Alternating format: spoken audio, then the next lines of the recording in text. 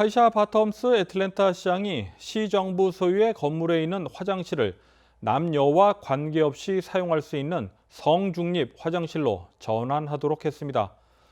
애틀랜타 국제공항에 있는 화장실도 이번 조치에 해당됩니다. 보도에 김상은 기자입니다. 조 바이든 대통령이 6월을 성소수자의 달로 지정하면서 곳곳에선 성소수자의 권리를 보호하는 정책들이 마련되고 있습니다. 케이샤 바텀스 애틀랜타 시장은 지난 수요일 애틀랜타시가 소유하고 있는 100개 이상의 1인용 화장실을 성중립 화장실로 전환하겠다는 법안에 서명했습니다. 성중립 화장실은 남성, 여성, 성소수자 관계없이 누구나 이용할 수 있는 화장실을 말합니다. 바텀스 시장은 성중립 화장실 전환을 6월 28일까지 완료할 예정이며 비용은 $2만 미만일 것이라고 발표했습니다. 전환될 모든 성중립 화장실에는 성 정체성이나 표현에 관계없이 누구나 화장실을 사용할 수 있다는 표지판이 설치될 예정입니다. 말릭 브라운 애틀랜타 LGBTQ 담당자는 바텀스 시장이 성소수자 공동체의 안전과 존엄성을 우선시했으며 전환될 성중립 화장실로 이전보다 안전하게 화장실을 사용할 수 있게 됐다고 전했습니다. 전환될 화장실은 애틀랜타 시청, 애틀랜타 지방법원, 하츠필드 잭슨 애틀랜타 국제공항 등 공공기관 화장실이 해당될 것으로 보입니다. KTN 뉴스 김상은입니다.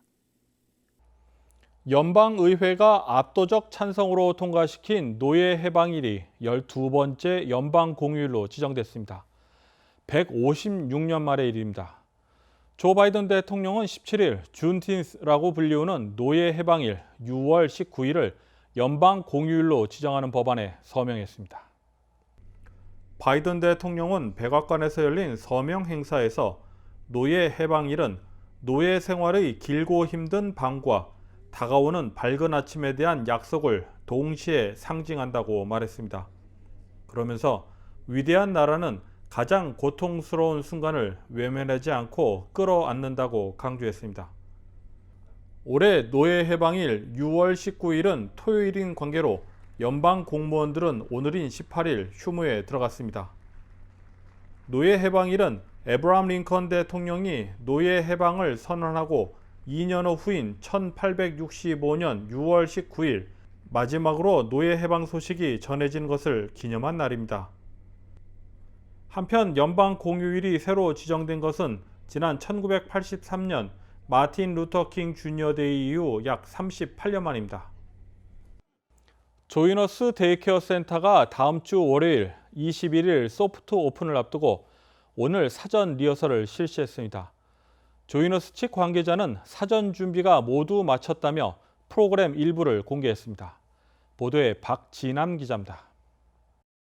조이너스 데이케어가 소프트 오픈 준비에 한창입니다. 어르신들의 교통 편의를 제공할 셔틀버스 운행과 관련해서도 준비 중인 모습입니다. 차량에서 내려 내부 입장을 위해서는 체온 검사를 먼저 한 후 출석을 하게 됩니다. 등록을 마친 후 볼룸에 마련된 원형 테이블에 앉아 건행 체조에 이어 세상에 이런 일이 프로그램을 통해 세상 뉴스를 편안하게 시청하는 것을 시작으로 하루 일정이 진행됩니다. 센터에는 음악실, 영화 감상실, 미술실, 독서실, 친교실, 공작실, 산책로, 식당 등을 갖추고 있어 다양한 프로그램에 참여하면서 취미 활동을 즐길 수 있습니다. 또한 매일 식사도 제공됩니다. 조이너스 데이케어 센터는 7월 6일 정식 개원하며 운영 시간은 매주 월요일부터 금요일 오전 9시 30분부터 오후 2시까지입니다. 하루 평균 수용 인원은 120명입니다. 또한 다음 주 21일부터는 2주간 소프트 오픈 행사가 진행됩니다.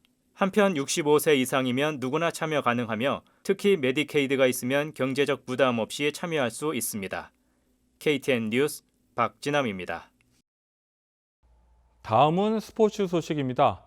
오는 20일에는 카디널스의 김광현 선수가 애틀랜타 브레이브스와의 경기에 출전합니다. 김광현 선수를 애틀랜타 구장에서 볼 수 있는 좋은 기회입니다. 이번 주말 열리는 경기 소식을 배준경 기자가 정리했습니다. 애틀랜타 호크스가 오늘 저녁 7시 30분부터 필라델피아 세븐티식서스를 상대로 플레이오프 2라운드 6차전 경기를 펼치고 있습니다. 지난 5차전 원정 경기에서 승리한 호크스는 오늘 진행 중인 홈 경기에서 승리할 시 동부 컨퍼런스 파이널에 진출하게 됩니다. 호크스가 컨퍼런스 파이널에 진출한 것은 2014-2015 시즌이 마지막으로 당시 1번 시드였던 호크스는 2번 시드인 클리블랜드 캐벌리어스에게 4경기를 내리패하며 수입을 당했던 바 있습니다.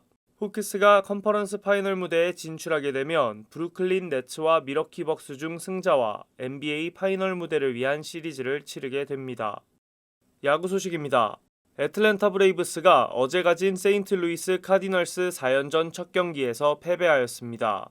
브레이브스는 이번 주 일요일까지 카디널스를 홈에서 상대합니다. 일요일에는 카디널스의 김광현이 선발 투수로 등판해 브레이브스를 상대할 예정입니다. 김광현은 마이애미 말린스를 상대로 등판한 직전 경기에서 6이닝 1실점을 기록하며 시즌 첫 퀄리티 스타트를 기록했습니다. 볼넷을 많이 줬다는 게, 그리고 오늘 볼을 많이 던져서 그 부분이 좀 아쉬운데, 그래도 강한 타구가 많이 안 남았고, 초반에만 안타를 3개 내주고 그 이후에 이제 점점 후반 가면 갈수록 좀 좋아진 모습이 다음 경기에 좀 나름대로 기대가 되는 것 같고, 다음 경기에는 조금 더 많은 이닝 던지고 싶다고. 브레이브스가 김광현을 상대하는 일요일 경기는 저녁 7시로 예정되어 있습니다. 애틀랜타 유나이티드가 5월 이후 국가대표 월드컵 예선으로 잠시 휴식을 취한 뒤 이번 주 일요일 다시 경기를 가집니다. 유나이티드는 일요일 오후 2시 필라델피아 유니언을 상대합니다. 필라델피아는 현재 동부 컨퍼런스 2번 시드로 4승 2무 2패의 성적을 기록 중입니다. 애틀랜타는 현재 한 경기를 덜 치룬 채 2승 4무 1패로 플레이오프 진출권 바로 미친 8위에 자리하고 있습니다. 유나이티드는 에이스 공격수 조셉 마르티네즈가 베네수엘라 국가대표로 코파 아메리카에 참여해 있고, 에머슨 하인드먼이 전방 십자인대 파열로 이탈해 전력 누수가 불가피한 상황입니다. 골프 소식입니다. 캘리포니아주 샌디에이고에 위치한 토리파인스 골프 코스에서 남자 골프 메이저 대회 중 하나인 US 오픈이 진행 중입니다. 안개와 일몰로 인해 첫날 모든 선수들이 경기를 치르지 못한 올해 US 오픈은 예상 외의 선수들이 선두권에 들고 선두부터 40여 명의 선수들이 5타 차 이내로 촘촘히 자리에 혼전으로 빠져들고 있습니다. 현재 루이 우스트이즌과 러셀 헨리가 4언더파 67타로 공동 1위에 자리하고 있습니다. 우스트이즈는 2010년 디오픈 챔피언십에서 우승해 PGA 투어 1승 기록이 있고, 러셀 헨리는 통산 3승을 거둔 선수이지만 아직 메이저 우승 경험은 없습니다. 이어 US 오픈 우승을 통해 커리어 그랜드슬램을 노리는 필 미컬스는 4오버파 75타로 공동 96위에 머물러 있습니다. 미컬스는 13번 홀에서 관중의 카메라 촬영 소리에 3번이나 어드레스를 풀며 집중력이 흔들리는 모습을 보였습니다. US 오픈은 20일까지 이어집니다. KTN 뉴스 배준경입니다. 다음은 코로나19 소식입니다. 오늘의 코로나19 현황을 김상은 기자가 종합했습니다. 6월 18일 오후 2시 50분 기준 미국 내 코로나19 누적 확진 환자는 3,437만 8,973명, 누적 사망자는 61만 6,491명입니다. 어제 하루 동안 신규 확진 환자는 11,718명 늘었고, 신규 사망자는 301명 증가했습니다. 주별 누적 확진 환자는 캘리포니아, 텍사스, 플로리다, 뉴욕, 일리노이 순으로 많습니다. 주별 누적 사망자는 캘리포니아, 뉴욕, 텍사스, 플로리다, 펜실베니아 순으로 많습니다. 다음은 조지아주 코로나19 현황입니다. 오후 2시 50분 집계에 따르면 조지아주의 누적 확진 환자는 90만 368명, 누적 사망자는 18,388명으로 집계됐습니다. 신규 확진 환자는 287명 증가했고, 신규 사망자는 20명 증가했습니다. 다음은 카운티별 집계입니다. 귀넷 카운티 누적 확진 환자 87,810명, 누적 사망자는 1,128명입니다. 목요일 대비 신규 확진 환자는 17명 늘었고, 신규 사망자는 1명 늘었습니다. 풀턴 카운티 누적 확진 환자 83,902명, 누적 사망자는 1,347명입니다. 신규 확진 환자는 31명 늘었고, 신규 사망자는 2명 늘었습니다. 이상 오늘의 코로나19 현황이었습니다.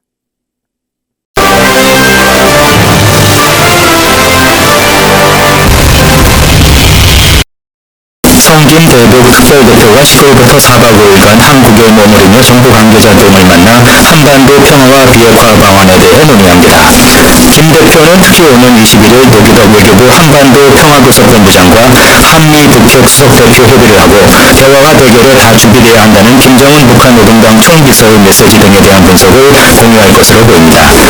아울러 김 대표는 같은 날 노 본부장, 후나코시 타케이로 일본 외무성 아시아대양조 국장과 함께 한미일 3국 북핵 수석대표 회의도 할 예정입니다.